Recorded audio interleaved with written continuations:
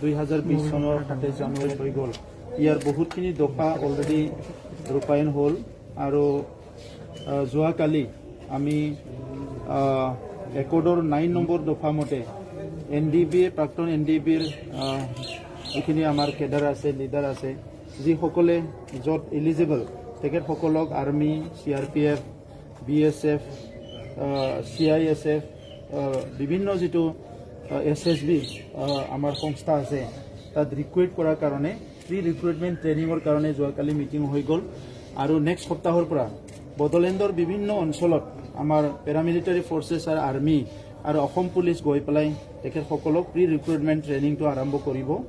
আৰু আজি আনুষ্ঠানিকভাৱে যিটো ৰিহেবিলিটেশ্যনৰ এটা দফা আছিলে যে তেখেতসকলক বিভিন্ন বিষয়ত অলপ স্কিল ট্ৰেইনিং দি পেলাই সংস্থাপনৰ ব্যৱস্থা কৰি দিব লাগে। বহুতখিনি NDB ল'ৰা আছে যিসকলে চাকৰিৰ বয়স নাই, সেইসকলৰো পৰিয়াল আছে। গতিকে আজিৰ পৰা SIRD, PNRD, Bodoland government, Assam police আৰু বিভিন্ন সংস্থা লগ লাগি আজিৰ পৰা তেখেতসকলক স্কিল ট্ৰেইনিং দিয়াটো আৰম্ভ কৰিছে আৰু আৰম্ভ হৈ যাব আৰু সেইটো কণ্টিনিউ হ'ব।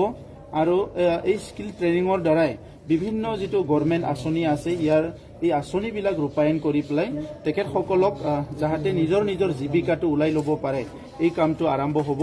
আৰু সেইকাৰণে আজি NDB কেডাৰসকলক ইয়াত মাতা হৈছে, প্ৰাক্তন কেডাৰসকলক, আৰু তেখেতসকলে নিজৰ যোগ্য অনুসাৰী বা তেখেতসকলক ট্ৰেইনিং কৰাই পেলাই কেনেকৈ স্বাৱলম্বী হ'ব পাৰে, বিভিন্ন বিষয়ত কেনেকৈ কাম কৰি নিজৰ পৰিয়াল চলাব পাৰে, এইখিনি কাম আজিৰ পৰা আৰম্ভ হ'ব। মই অসমৰ মুখ্যমন্ত্ৰী ডাঙৰীয়াক স্পেচিয়েলি ধন্যবাদ দিছোঁ যে তেখেতে অহা 6 মাহৰ ভিতৰত BTR একৰ্ডৰ যিখিনি দফা আছিলে সকলো দফাক ৰূপায়ণ কৰাৰ কাৰণে কাম কৰিম বুলি তেখেতে ইতিমধ্যে ইনিচিয়েটিভ লৈছে।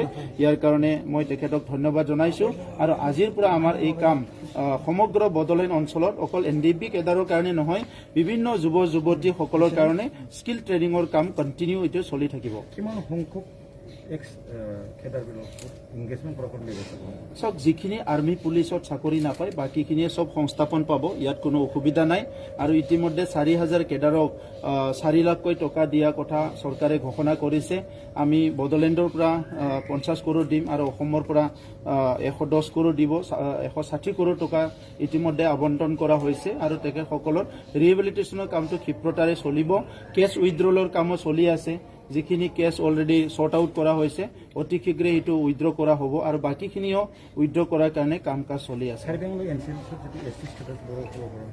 কাৰ্বি আংলঙৰ NC হিলছ যিটো ST ষ্টেটাছৰ কাৰণে গভৰ্ণমেণ্ট অফ ইণ্ডিয়াক আমি কোৱা হৈছে আৰু ইতিমধ্যে কাৰ্বিসকলৰো কিবা চুক্তি হ'বলৈ গৈ আছে। আমিও কৈ আছোঁ কি এনেকুৱা সময়তে আমাৰো যিটো ST হিলছৰ ইছ্যু আছিলে সেই ইছ্যুটো ছল্ভ কৰি দিব লাগে, সেইটো গভৰ্ণমেণ্টৰ লগত টেক আপ কৰা হৈছে আৰু গভৰ্ণমেণ্টে এটা পজিটিভ ৰেছপন্স আমাক দি আছে। আমি আশা কৰিছোঁ within short period of time Karbi আংলঙৰ যিটো ST ষ্টেটাছৰ লৈ পেলাই যিটো ইছ্যু আছে সেইটো ৰিজল্ভ হ'ব। বাকী যিবোৰ জেলত বৰ্তমানলৈকে NDB আছে তেওঁলোকৰ কাৰণে কি ব্যৱস্থা তেখেতসকলৰ কাৰণে আলোচনা কৰা হৈছে। কেছবিলাক অলপ মানে ছেগ্ৰিগেট কৰা হৈছে বা ছেপাৰেট কৰা হৈছে, কোনটো হাইনিয়াছ ক্ৰাইম, কোনটো নন হাইনিয়াছ ক্ৰাইম, কোনটো CBI কেছ, কোনটো NIA কেছ, এইবিলাক গোটেই মানে ঠিক কৰা হৈছে। আৰু ইয়াৰ পিছত পৰ্যায়ক্ৰমে এটাকৈ কেছবিলাক ডিজল্ভ হৈ যাব বা এইটো মানে কেছটো মানে ছল্ভ হৈ যাব।